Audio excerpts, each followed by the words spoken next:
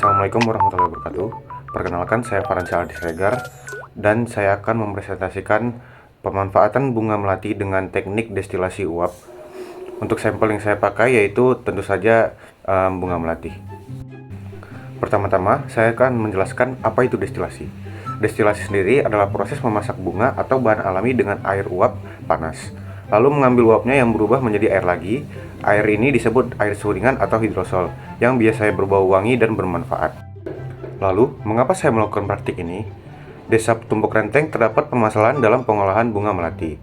Penati melati di Desa Tumbuk Renteng hanya memanfaatkan melati sebagai ronce untuk acara pernikahan. Bunga melati yang sudah mekar atau tidak terjual hanya dibuang dan tidak dimanfaatkan kembali. Pembuangan melati seperti ini tentu saja tidak optimal. Tujuan dari praktik ini adalah 1. Agar produksi dari bunga melati lebih optimal, dan agar masyarakat desa dapat menyuling bunga melati atau bunga lain dengan biaya yang lebih murah. Selain melati, terdapat bunga lain yang dapat didestilasi, yaitu bunga mawar, bunga kenanga, dan bunga lain yang memiliki aroma yang khas. Terdapat juga tanaman lain yang dapat didestilasi, seperti tanaman sereh yang memiliki aroma yang harum dan khas juga. Untuk alat dan bahan yang diperlukan yaitu ada panci, pentil ban tubles, selang anti panas diameter 12 mm, pipa kaca anti panas 10 cm, sedotan, gelas penampung kaca, baskom seukuran dengan pipa kaca, dan selang biasa. Untuk bahan-bahannya yaitu bunga sampel 500 gram, air, plastik wrap, dan selotip. Selanjutnya, saya akan memaparkan tutorial cara pembuatan alat penyulingan dan prosesnya itu seperti apa. Pertama-tama, persiapkan alat dan bahan. Lalu, lubangkan panci dengan palu dan paku. Sesuaikan dengan ukuran pentil ban tubles. Masukkan pentil ban dan lekatkan dengan lem. Tujuannya yaitu untuk menjadi jalur awal dari uap agar masuk ke selang tahan panas. Sekeliling panci ditutup dengan selang biasa. Tujuannya yaitu untuk meminimalisir keluarnya uap dari tempat lain. Selanjutnya, hubungkan selang tahan panas dengan pentil ban. Selang tahan panas digunakan sebagai jalur untuk uap yang dihasilkan dari panci. Lalu, lubangkan kedua sisi baskom dengan solder dan sesuaikan dengan ukuran pipa kaca. Masukkan pipa kaca di lubang baskom. Hubungkan selang tahan panas dari panci ke salah satu sisa pipa kaca.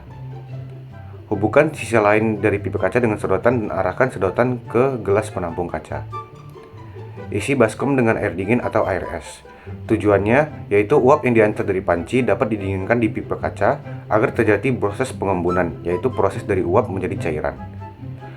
Isi panci dengan air terlebih dahulu, lalu pasang alat pemisah yang biasanya untuk mengukus dan memasukkan bunganya. Untuk bunga melati, bunga yang digunakan itu sudah mekar dan sudah mengeluarkan harum yang khas.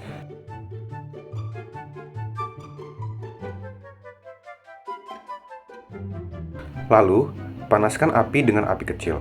Tujuannya yaitu air yang dipanaskan akan menjadi uap dan mengangkat zat-zat harum yang ada di melati ke tutup pentil ban.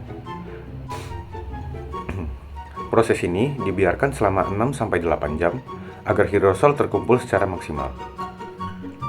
Air atau hidrosol di gelas penampung kaca ditutup dengan plastik wrap dan disimpan di dalam suhu ruangan dan tidak terkena sinar matahari. Tujuannya yaitu untuk mempertahankan harum dari bunga melati yang telah didestilasi. Cairan yang dihasilkan ini merupakan hidrosol.